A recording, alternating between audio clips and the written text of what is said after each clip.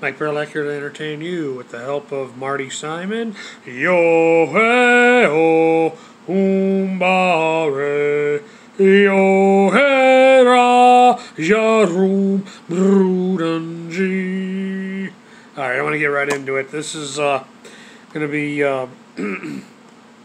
episode 4.07.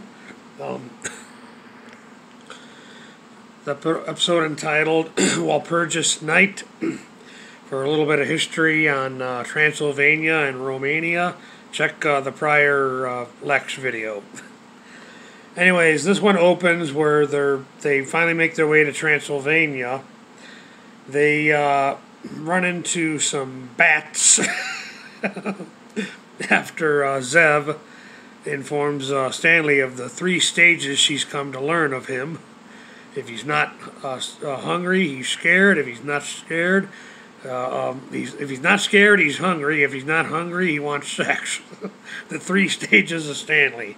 So anyways, to escape the bats in Transylvania, they head into this old world tavern where there is no food, only drink. This old guy gives Kai a crucifix. Kai thanks him for the gift. This old guy at first thinks that Kai is a vampire, but later realizes after talking to him that he's not, and asks him if he would kill the vampires or the evil entity that might come about. And Kai says, "If I can, I will." Because of the tavern's bartender, a guy named Joseph Val Helsing, who has become bitter, feeling he wasted his life hunting a smokescreen called vampires.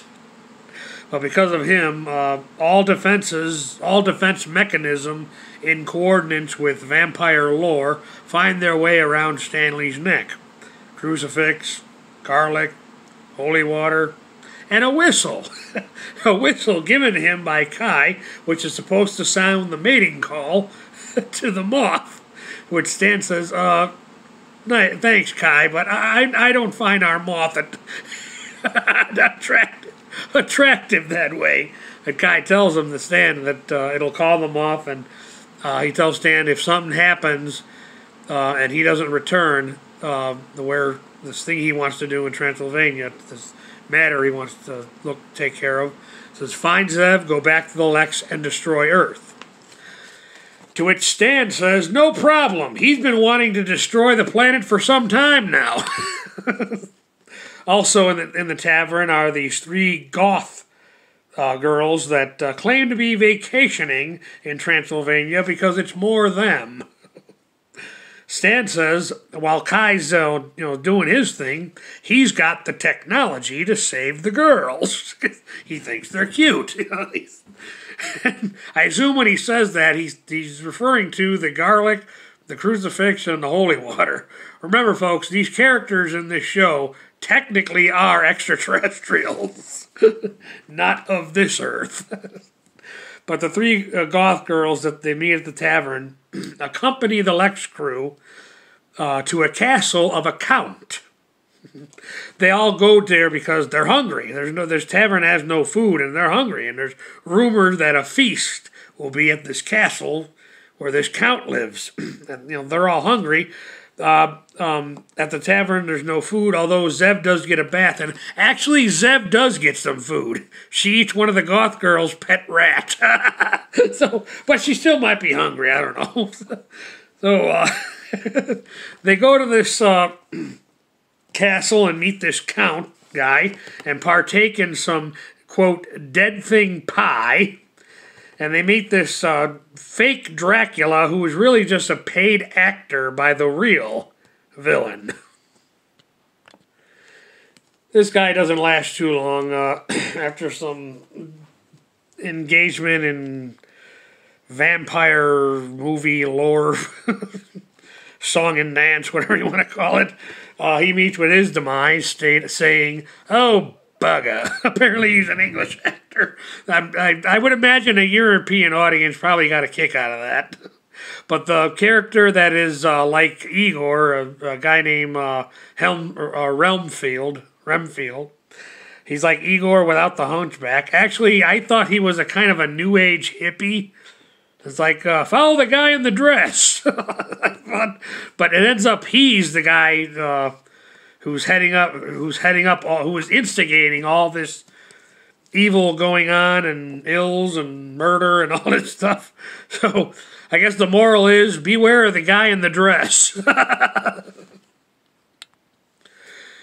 He even, at one point in the story, traps Kai in, who he obviously knows that he has some idea that Kai is going to probably stand in the way of his plans, and traps him in a coffin with spikes, and and Kai is eventually able to get out of that, and the goth girls, who are already in love with Kai, ask him what it was like being in the coffin with the spikes, and he says it was a penetrating experience. I actually was surprised that the daughter from episode 4.03, P4X, did not show up in this story, because she's goth enough, same as the 3 female wannabe vampires in this story, or this episode. But anyways, the intent of the goth girl trio is questionable. It's really hard to say what their intent is. Stan, still trying to get with them, says, "I'll rescue you," until he realizes, oh no, you want this Count guy to suck your blood. You're sick. He tells him. One of them, as the story plays out, does play on Stan's rescuer fantasy when it serves her and her goth girl friend's purpose. Isn't that just like a primitive Earth female in real life? So anyways, all through this episode, their motives are questionable, and at some point there is some simulated girl-on-girl action that ends abruptly for leaving Zed to be like, hey, I was just starting to have fun, which it turns out is just a diversion, because they're really have their own agenda in mind. Stan does get lucky with all 3 of the goth girls, only because they all need to infect him to serve their witchery purpose at a later date. This episode basically ends with Stan saying, "We can get you more of that," while under the spell or under influence of these wannabe witch goth girls. We can get you more of that, saying to the one that they serve. But more of that, what he's talking about, that's Kai's proto-blood, the stuff that they need to use sparingly for Kai's animation. I did decide I would watch the next installment, 4.08, an episode called Vlad, which is the name of the top cheese witch that the goth girl friends truly serve. The leader of the goth girl trio actually has a tattoo of the Divine Order, of the symbol of the Divine Order on her person.